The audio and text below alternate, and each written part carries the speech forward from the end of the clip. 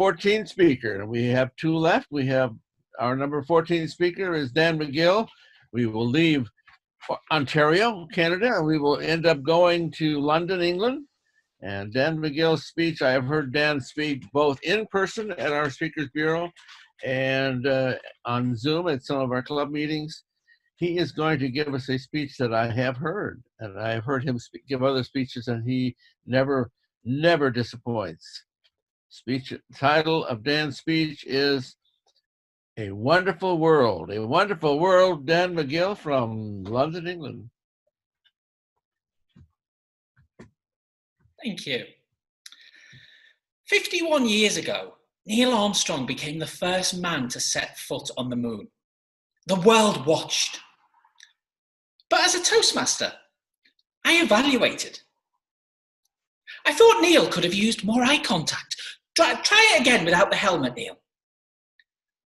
The virtual backgrounds left a lot to be desired. And was it just me? Or could anybody else smell cheese? But to conclude, this was a fantastic Moonraker speech, and I look forward to seeing Neil's next landing as he embarks on his planetary mastery pathway. Toastmasters and guests, do you remember giving your first evaluation? It's nerve-wracking, isn't it? Such a big responsibility. I used to put so much effort into my evaluations. I'd study the objectives, desired goals, and outcomes to the point where I was virtually stalking the speakers.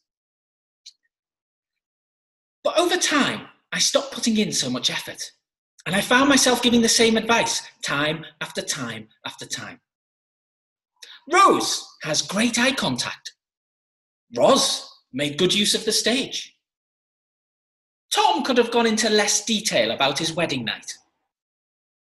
I suppose I got comfortable. Incidentally, so did Tom. But then the world changed, and suddenly we're all doing Toastmasters online, and I could go to clubs anywhere in the world.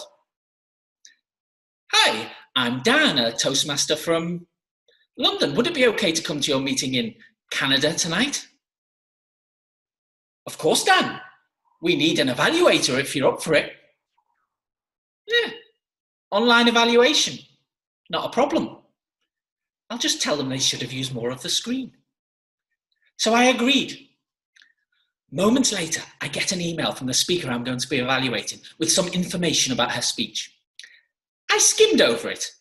The title was A Wonderful World. It was an icebreaker, and she'd be talking about her love for Neil Armstrong. I thought up a clever conclusion, closed my laptop, job done. That night, 1 a.m, I logged in, all ready for the meeting. My speaker was up first. I had everything I needed. Pen, paper, pre-written list of evaluation cliches. I was good to go. Stay focused, I said to myself. Don't fall asleep. It was late for me. And a big round of applause for Jessie, please. Okay, here we go. She's about to start. Get ready. Could we have 1 minute on the clock to jot down some notes for Jessie, please? What? She's finished. I've daydreamed through the entire speech. Surely not. I had, though. And as Jessie is our only prepared speaker for the evening, we're going to move right into the evaluations. Dan, our special guest from the UK. Are you good to go? Yeah. What was I going to do? I'd missed every single word. And there I was, speaker view, me, pinned in London, in my pyjamas. Okay, keep calm, I said to myself. What would our leader, Boris Johnson, do in this situation? But this was no time to shake hands with everyone in the room and spend 2 weeks in hospital. But then it came to me. What an idea. I started to speak.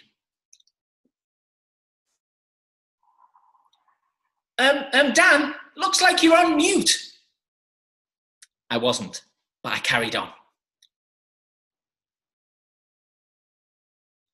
Dan, you don't seem to be on mute, but we can't hear a thing.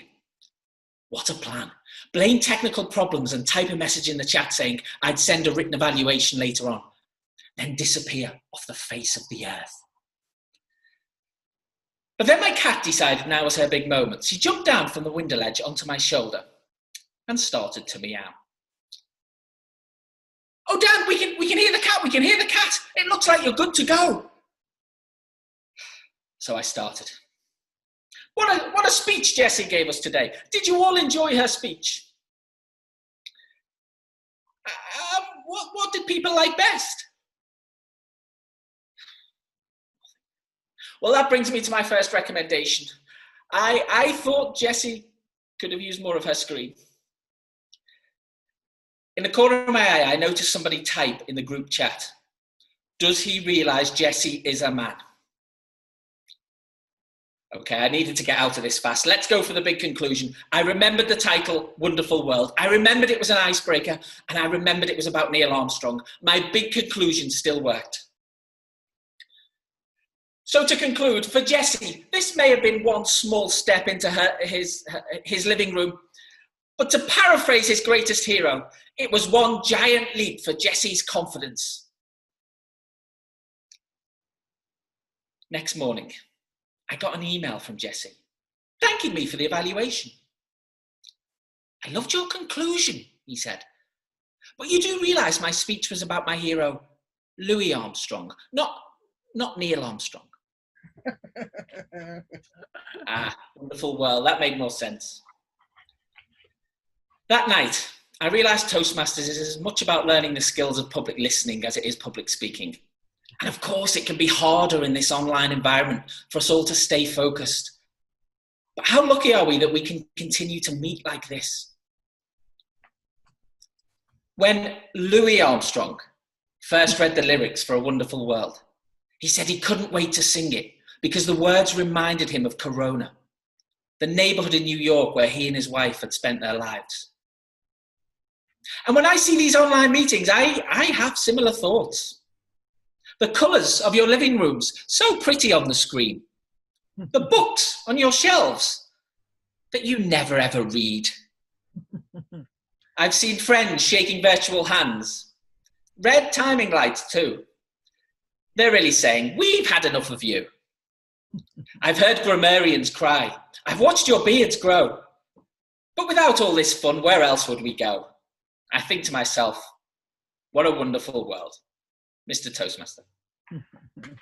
Thank you, Daniel. I'm so glad you were able to come all the way from London and have to get up at 4 in the morning, I heard. So that's why we scheduled you toward the end. Thank you so much again. Look forward to hearing your next speech.